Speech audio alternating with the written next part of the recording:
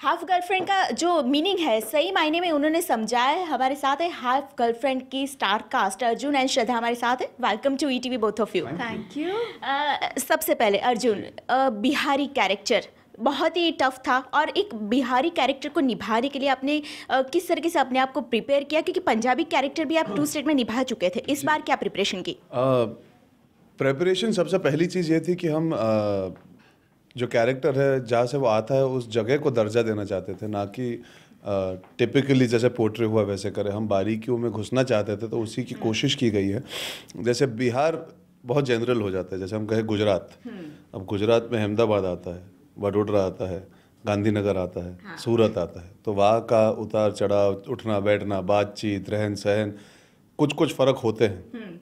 आप फिर गांव में चले जाएंगे तो और भी फ़र्क आ जाते हैं। तो वैसे ही बिहार स्टेट है, पटना में शहर में जैसे लोग रहते हैं वो अलग होता है। हाँ। माधव झा गांव से आते हैं, जो सिमराव है, जो पटना से कुछ किलोमीटर दूर आगे पड़ता है। तो हम चाहते थे कि वो फ़र्क दिखाई दे कि हमने सिर्फ बिहार सोच के नहीं किया, हम अंदर तक घुसे हैं। हाँ। और बिहार में क्या होता है, गंगा के इस पार और गंगा के उस पार दो अलग तरीके से बात की जाती है। गंगा के एक तरफ ठेठ होती है भाषा और एक तरफ थोड़ी हिंदी ज़्यादा इस्तेमाल की जाती है। तो उसको मद्देनज़र रखते हुए हमने फैसला लिया था कि हम उसे हिंदी ज़्यादा बुलवाएंगे, बिकॉज वो किरदार ऐसा होना चाहिए कि अपनी मातृभाषा जानता है, एक लहजा है बिहार का, पर कहीं ना कहीं इंग्लिश बोलने में उसकी कठिनाई होती है। तो मैं उम्मीद करता हूँ कि लोग जब देखेंगे, specially the people from Bihar, they will be proud and happy about the way we gone into as much detail as possible to make it real and honest. इसलिए आपने कोई टिप्स ली, किसी को मिले बिहारी कोई पर्सन कि जिससे मिले हो? मेरे पास एक मेरे टीचर थे, डिक्शन कोच थे जो मेरे साथ, वो खुद एक एक्टर हैं, मुकेश छाबरा, जो कास्टिंग डायरेक्टर, उन्होंने मुझे बहुत ही अच्छे डिक्शन कोच दिलवाए थे। तो श्रीधर नाम है उनका। उन्होंने मसान जो एक फिल्म आई थी उसमें एक बहुत बड़ा रोल निभाया था, विकी कौशल के दोस्त थे। तो उनके साथ करीब 2-2.5 महीने बिताए और वो सेट पे भी थे लगातार। तो कुछ अगर गलतियां होती थी तो सुधारने के लिए, साथ में बातचीत करते रहने के लिए, क्यों क्या अगर आप सुनते जाओ ना कहीं आप और आसानी हो जाती है बोलने में। तो ऑब्वियसली टिप्स से ज़्यादा एक रोज़ का उठना बैठना ज़्यादा ज़रूरी था। ये नहीं कि एक बार बोल दिया तो हो गया। अब अगर मैं गुजराती कैरेक्टर निभाना शुरू करूँगा तो मैं चाहूँगा कि कोई मेरे साथ बातचीत करते रहे। तो अगर मैं हिंदी भी कहूँ तो कुछ चीज़ें होती है, एक तरीके से बोली जाती है। हाँ, तो उसे अच्छी तरह करने के लिए आप बार बार सुनते रहो ना, तो जहन में रह जाती है। जी। आरोही के बाद रिया यहाँ पे है और श्रद्धा। आरोही। मैं पहले ही बोल दिया अर्जुन ने, लेकिन आप रिया यहाँ पे जो अपना कैरेक्टर लेके आई है, लोगों से कितनी जुड़ेगी ये? लोगों से कितनी जुड़ेगी? I think interesting. I hope so. I mean वही हम तो जाएंगे उससे ज़्यादा। हाँ बिल्कुल। और उम्मीद तो यही रखती हूँ कि जो भी किरदार मैं प्ले करती हूँ, जो भी फिल्म मैं करती हूँ, यही उम्मीद रहती है कि कोई कनेक्शन जुड़ जाए बस ऑडियंस के साथ। तो पहली बार मेरा कैरेक्टर जो है वो एक मिडिल क्लास बैकग्राउंड से नहीं आ रहा। रिया सुमानी जो है वो एक अमीर घराने की लड़की है। तो वो जो ज़्यादा करके गर्ल नेक्स्ट डोर जो किरदार जो मैंने ज़्यादा करके निभाए हैं, मुझे लगता है कि वो रिया थोड़ी अलग है उससे। एंड मतलब बाहर से ऐसे लगता है कि ये अमीर घराने की है, इसके पास अच्छे अच्छे कपड़े हैं, एकदम टिप टॉप बन के कॉलेज जाती है और सबसे पॉपुलर लड़की है कॉलेज की, तो ये तो बहुत खुश होगी। पर एक्चुअली वो अंदर से एक सादगी की खोज में है कि क्योंकि उससे खुशी मिलती है, जो जब वो माधव झा से मिलती है तो वो सिंप्लिसिटी वो इनमें देखती है। राइट। FB लाइव आप हमेशा रहते हो अपने फैंस के लिए? एक बार किया है और एक बार किया, लेकिन बहुत मज़ा आया। उम्मीद है दोबारा करूँगी। तो आपने नॉवेल जो है वो आप ज़्यादा पढ़ने का शौक है आपको, रीडिंग का ज़्यादा शौक है, तो कितनी बार ये नॉवेल पढ़ी आपने? 0 बार। एक्चुअली मैंने तकरीबन 10-15 पन्ने पढ़े थे। फिर मोहित को मैंने कहा कि मैंने शुरू किया किताब, तो उन्होंने कहा कि मत पढ़ो, क्योंकि तुम स्क्रिप्ट पढ़ लो, उससे कनेक्शन बनाओ, क्योंकि थोड़े चेंजेस भी किए थे मोहित ने, तो मोहित ने मुझसे कहा कि स्क्रिप्ट में ज़्यादा कंसंट्रेट करने के लिए। अर्जुन, हमने आपका अर्जुन, हमने आपका वीडियो देखा, फुटबॉल प्रैक्टिस आपने बहुत दम के की। यस, बास्केटबॉल आपने बहुत जम के प्रैक्टिस की। बॉल तो थी, वो पैरों से नहीं, हम हाथों से खेल रहे थे।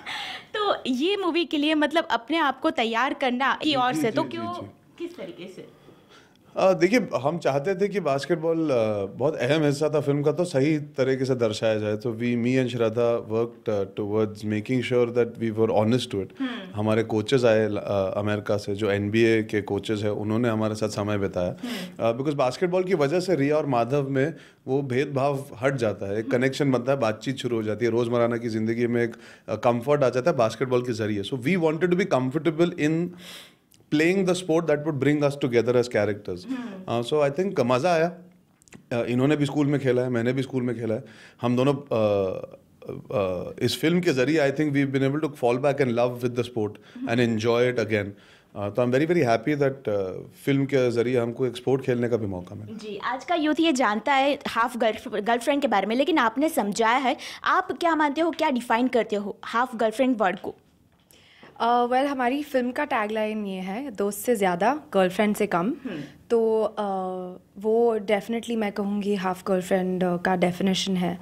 और जो मेरा कैरेक्टर रिया जब माधव से कहती है कि I can be your half girlfriend, वो ऐसे क्यों कह रही है? क्योंकि जो सर्कमस्टांसेस है, जो हालात है उसकी ज़िंदगी में, कहीं ना कहीं वो घबरा गई है, घबराई हुई है प्यार करने से। तो इसलिए वो माधव से कहती है। तो एक इमोशनल कनेक्शन है हाफ गर्लफ्रेंड बनने का। जी, आप क्या डिफाइन करते हो हाफ गर्लफ्रेंड? क्या आपकी है? क्या आपकी? मेरी तो एक ही है हाफ गर्लफ्रेंड। मेरी हाफ का, श्रद्धा के क्वार्टर गर्लफ्रेंड के होने का भी वेट करूंगा मैं। आप अपनी लाइफ में ये जो डिफाइन करते हो वो मतलब किस तरीके से करते हो हाफ गर्लफ्रेंड वर्ड को? नहीं, जो श्रद्धा ने कहा बिल्कुल सही कहा। कुछ रिश्ते ऐसे होते हैं जो आधे अधूरे में भी एक इमोशन क्रिएट कर जाते हैं। कई बार आप उसे एक अंत तक नहीं लेके जा सकते, ऐसे उसे एक नाम नहीं दे पाते कि ये मेरी गर्लफ्रेंड है या लिव इन है या शादी हो गई है। पर लोग आते हैं आपकी ज़िंदगी में जो आपकी ज़िंदगी में एक इमोशनल इम्पैक्ट छोड़ जाते हैं। और सर्कमस्टांसेस की वजह से, जैसे श्रद्धा ने कहा, कई बार आप वो पूरा रिश्ता नहीं निभा पाते या पूरे रास्ते नहीं चल पाते उनके साथ, पर वो जो बिटर स्वीट हम कहते हैं ना, खट्टी मीठी इमोशंस के साथ जो एक रिलेशनशिप कायम रह जाती है आपके जहन में, I think that is what being a half girlfriend और हाफ बॉयफ्रेंड इज। ये हमेशा से होते आया है। आई थिंक चेतन ने बस नाम दे दिया इस रिलेशनशिप स्टेटस को, तो बहुत अच्छी बात है। जी, आपको चाहूँगी वो सॉन्ग आपसे, आपके मुंह से आपकी आवाज़। अरे मैं गा दूं? हाँ, अर्जुन, दोनों साथ में। हम बारिश की लाइनें गा देते हैं। आई थिंक दैट हाँ, वुड बी। बारिश वैसे भी श्रद्धा की फेवरेट है हर टाइम। नहीं, मेरे actually my favourite song is फिर भी तुमको चाहूँगा, बट वील सिंग बारिश। हाँ, क्योंकि बारिश मैं भी गा सकता हूँ ना। मैं बहुत अकेला, मैं हाफ नहीं हो सकता ना। फुल सिंगिंग तो फुल होनी चाहिए। Okay, let's go. Half song you, half song me. Okay, let's go. ये मौसम की बारिश, ये बारिश का पानी, ये पानी की बूंदे तुझे ही तो ढूंढे, ये मिलने की ख्वाहिश, ये ख्वाहिश पुरानी हो पूरी तुझी से मेरी ये कहानी। Wow, great. और जाते जाते कोई मैसेज आप हाफ अपलॉज फॉर बोथ। नहीं, हाफ ऐसे होगा ना। जाते जाते आप कुछ कहना चाहिए अपने व्यूअर्स को?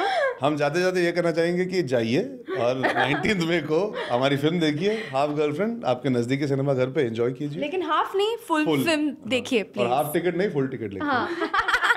Thank you so much for being with us. हमारे साथ थे हाफ गर्लफ्रेंड के स्टार कास्ट, कैमरा पर्सन पुखराज शर्मा के साथ दीपिका कुमार, ETV न्यूज़ अहमदाबाद।